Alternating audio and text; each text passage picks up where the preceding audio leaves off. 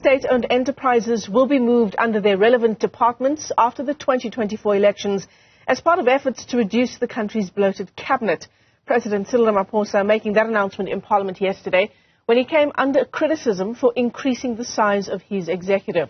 He added more portfolios in the presidency during this week's cabinet reshuffle by appointing the electricity and planning and evaluation ministers. Newzroom Afrika's Athi Mtongana kicks off our coverage.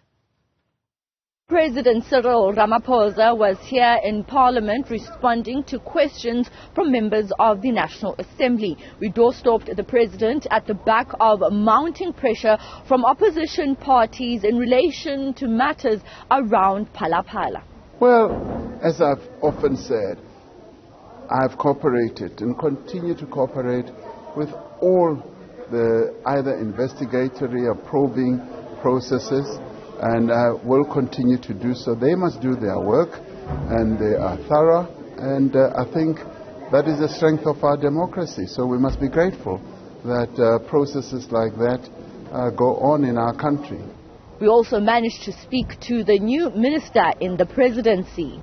The President has cooperated with all the investigations, and he was not forced to cooperate. He was not subpoenaed. He went there voluntarily when there were questions raised. But what will not allow the President to do is to succumb to things or outcomes of investigations that are not based on facts but are based on political manipulation and machination.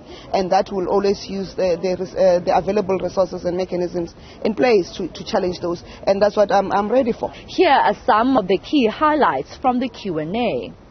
The work that we need to get done is the type of work that we need to focus more attention and to ensure that the work gets done over the next 12, 15 months. And beyond that, in the next administration, when this party will be back as the governing party,